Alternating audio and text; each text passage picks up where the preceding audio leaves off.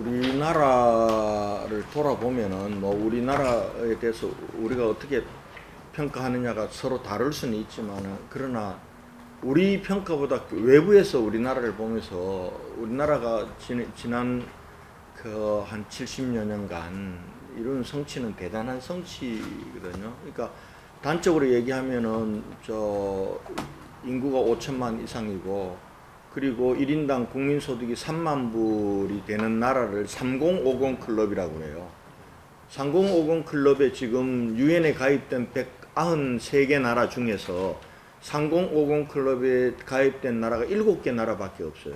그 중에 우리나라예요. 우리나라가 2017년도에 1인당 국민소득 3만 불이 넘고 인구가 5천만이 넘는, 그러니까 가장 먼저 가입된 나라는 일본이에요. 일본이 1992년도에 3050 클럽에 가입하고 미국이 97년도에 가입합니다. 그래서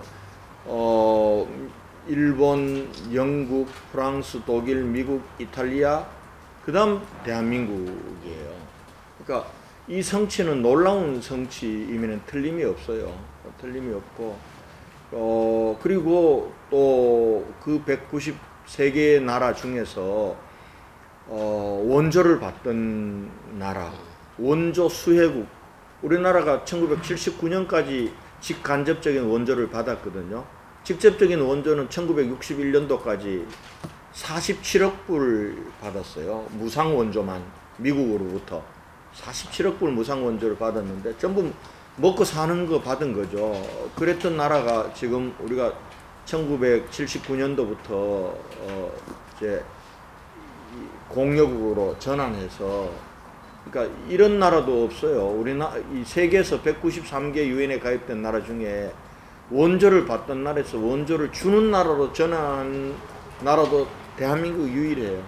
그러니까 우리나라가 안고 있는 여러 가지 문제에도 불구하고 저는 우리나라가 짧은 현대사가 성취한 건 대단한 성취라고 봅니다. 근데 문제는 이게 지금 성장 잠재력도 지금 고갈되고 있고, 그리고 문제는 이렇게 양적으로는 커졌지만 그럼 국민의 삶의 질이 좋아졌냐, 행복한 나라냐 라고 물으면은 거기에 대한 대답은 사실은 OECD 국가 중에 최하위예요, 우리나라가. 그러니까 이 자살률 세계 OECD 국가 중에 1위죠. 노인 빈곤율 거의 또 1위에 가깝죠. 뭐 그런 상황이니까요. 그런데 이제 문제는 양극화가 심각한 거죠. 우리나라 양극화는 계층 간의 양극화만 과거에는 문제가 됐지만 지금은 훨씬 더 가면 갈수록 지역 간의 양극화가 훨씬 더 심각하고, 지역 간의 양극화가 어찌 보면은 모든 문제를 낳고 있는 근본 원인이 되는 거예요. 그러니까 저출산 고령화의 대책으로 우리나라가 돈을 수백조를 퍼부었지만은 저출산은 점점 더 심화되잖아요. 지금 우리가 작년까지 합계 출산율이 0.78이었는데 올해 1분기가 0.81이래요. 0.81이면 나아졌냐 하면은 원래 출산율은 1분기가 제일 높아요. 그러니까 0.81은 역대 최저 출산율이에요, 지금. 이렇게 지금 가고 있는데, 그러면 이 출산의 문제를 해결하려고 그동안 정부는 정부대로, 지자체는 지자체대로 돈을 퍼붓다시피 했는데 안 됐는데, 저는 저출산 고령화의 근본 원인도 지역 간의 양극화에 있다고 봐요. 지금 수도권은 면적이 11.8%밖에 안 되는데 인구는 50.68%가 모여, 그러니까 1제곱킬로미터당 서울 같은 경우는 인구 밀도가 15,500명이에요. 우리 대구 같은 경우는 3,000명 정도밖에 안 되거든요. 그러니까 수도권에 기업이 몰려있고 문화시설이 몰려있고 이런 이유 때문에 좋은 대학들이 몰려있기 때문에 청년들이 전부 수도권으로 가잖아요. 근데 수도권에 가면은 행복하냐 하면은 이게 주택 문제, 교통 문제, 환경 문제, 너무나 살기가 힘든 거예요.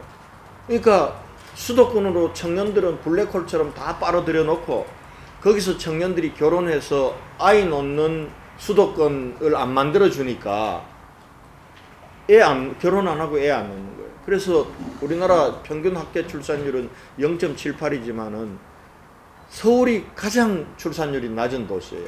아이러니하게도 0.59예요. 서울은 학교 출산율이. 그리고 경기도가 지금 인구가 가장 많잖아요. 지금 경기도가 도중에서 출산율이 가장 낮아요.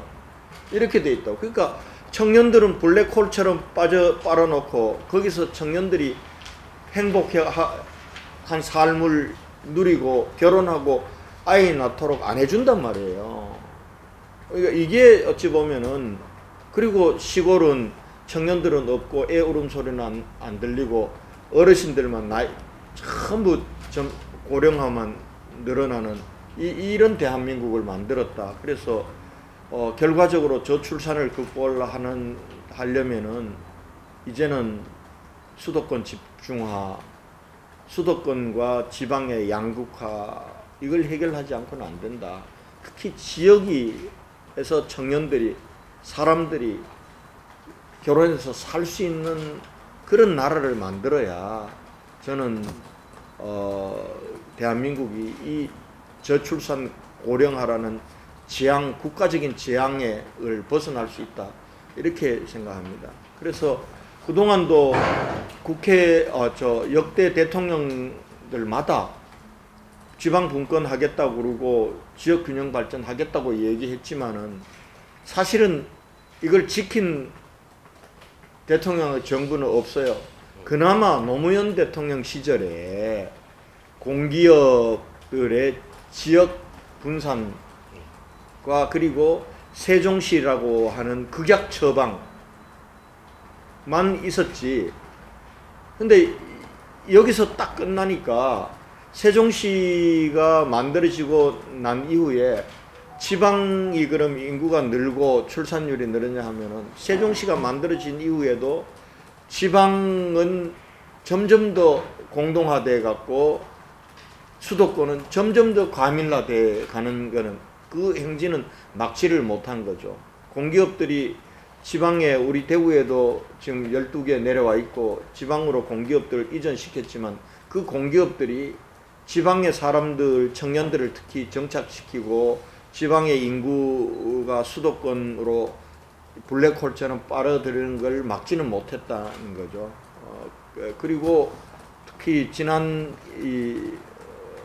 문재인 정부 때는 뭐 지방 분권에 버금가는 분권하겠다고, 연방에 버금가는 분권을 하겠다고 했지만은 사실상 공념 하나도 실천된 게 없는 이런 상황으로 만들어지면서 왔는데, 그래서 윤석열 정부에서는 그걸 이제 지방시대란 걸 어찌 보면 국정 슬로건으로 내걸었는데, 정말 이 정부 5년 동안은 얼마나 지역 균형 발전과 지방 분권이 이루어져서 수도권의 과밀화와 지방의 공동화를 막아내고, 그리고 저출산 고령화 늪으로부터 우리나라를 구해낼지는 아직은 퀘스천 마크. 그래서 과연 이걸 어디서, 이 고리를 정말 어디서 끊을까? 이 수도권과 지방의 극심한 양극화, 이로 인한 저출산과 고령화의 재앙과 같은 이 현상을 어떻게 고리를 끊을까? 근데 제가 대구시장을 8년 하면서 대한민국 시도지사 협의회 회장으로 있으면서 대통령과 정부에 읍소도 해보고 또 때로는 대들기도 하고 이랬지만은 이게 그렇게 해서 해결될 문제가 아니더라고요. 대통령과 중앙정부의 시혜적인 걸로 지방 분권과 지역 균형 발전이 이루어지는 건 아니에요. 저는 국민들이 자각하고 국민들이 더 이상은 이래서는 안 된다 라고 들쳐 일어나야 된다고 생각해요. 나는 국민운동으로 가야 좀 대통령과 이걸 할 수 있는 국회가 좀 정신을 차리고 제대로 지방분권 지역균형 발전을 하겠다. 이런 것을 제가 이 대구시장 8년 하면서 뼈저리게 느꼈어요. 그래서 내가 대구시장을 그만두고 나면은 지방분권과 지역균형 발전을 국민운동으로 펼쳐나가서 정말 정부와 그리고 대통령이 지방분권 지역균형 발전을 하지 않으면 안 되는 그런 국민적 상황을 만드는 일을, 물론 이 일은 시간이 많이 걸리고 힘들 거예요. 그러나 지금부터는 이제는 국민운동으로 시작해야 된다.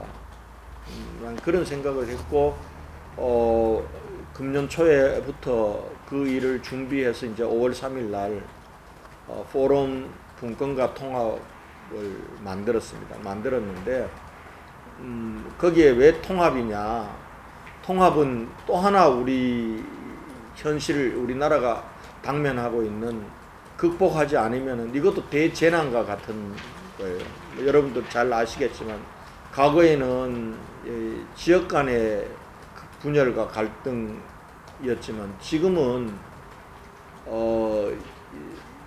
이 갈등이란 게 너무 복합적이에요. 예를 들면 세대 간의 갈등에다가 그 다음에 지금 지역 간의 갈등도 있는데다가 거기 더해서 정치 진영 간의 극심한 분열과 갈등, 이 갈등은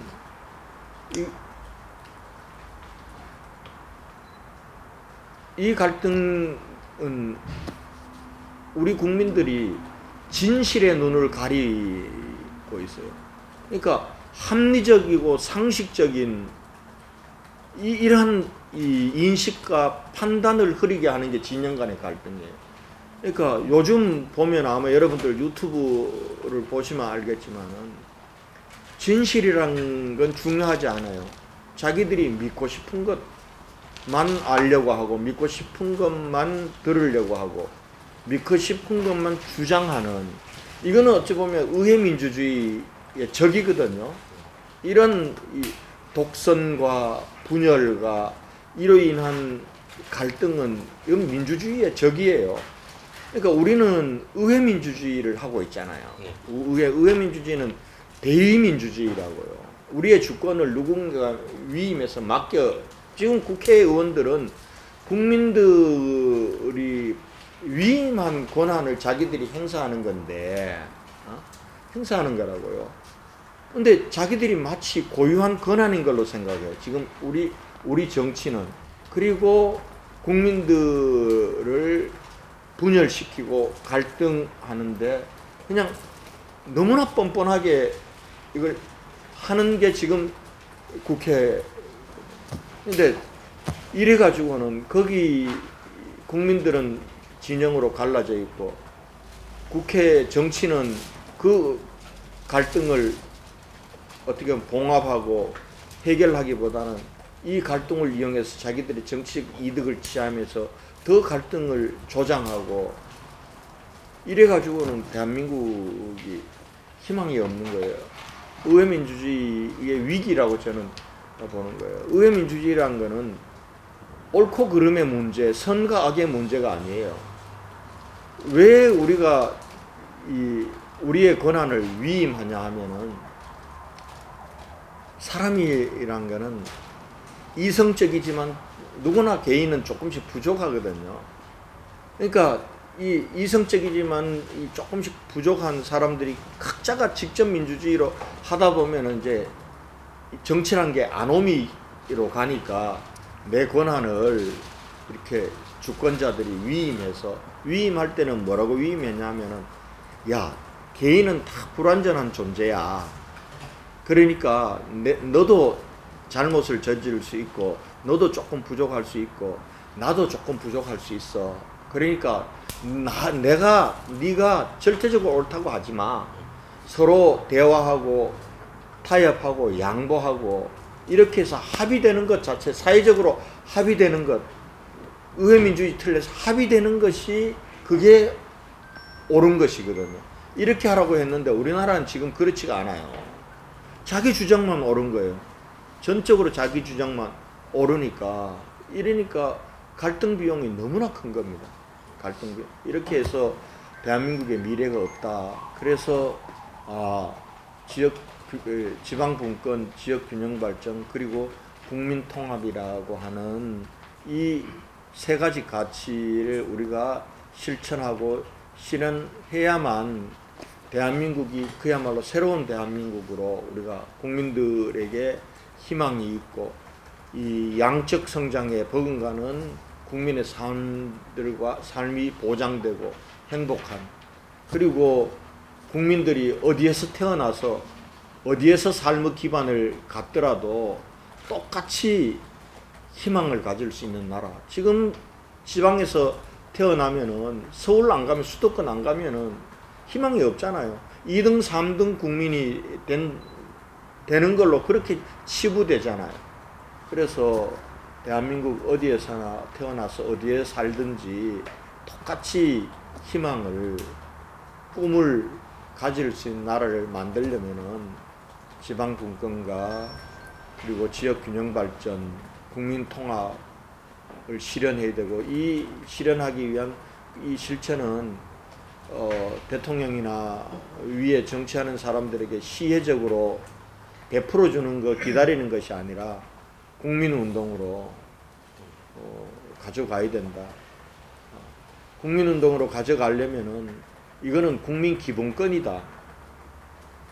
내가 어디에서 태어나서 어디에서 자라든 삶의 터전을 갖든 나는 똑같이 이 내일에 대한 꿈을 꿀 수 있고 희망을 가질 수 있고 그것을 실현할 수 있는 기회를 가질 수 있는 것은 어디서든 똑같아. 그렇기 때문에 이게 국민 기본권이 돼야 되는 거예요. 그래서 저는 앞으로 지방분권 개헌, 앞으로 개헌할 때 저는 5.18을 서문에 넣는 것도 중요하다고 생각해요. 그러나 그에 못지않게 지방분권과 지역균형발전을 국민기본권으로 헌법에 넣어야 된다고 봐요. 그렇게 넣지 않고서는 이 악순환의 고리를 끊을 수가 없어요. 그러니까 프랑스가 사실은 지방분권 개헌을 하면서 프랑스가 갖고 있던 여러 가지 문제를 해결한 선례들이 있거든요. 근데 우리는 뭐 프랑스보다 훨씬 더 심각하니까. 그래서 그런 면에서 제가 포럼 분권과 통합을 만들고 그렇게 국민운동으로 가져가야겠다 이렇게 생각한 겁니다. 생각하고 이 일은 시간이 걸리는 일입니다. 하루아침에 되는 일은 아니고, 그래서 제가 대구시장을 거치면서 내가 정치를 함에 있어서 나에 주어진 소명이 무엇인가, 저는 그 세 가지 가치를 실천하고 실현하는 것에 제 정치적 소명이 있다. 저는 그렇게 뼈저리 느끼고 그렇게 시작을 하는 겁니다. 지금부터는 좀 자유롭게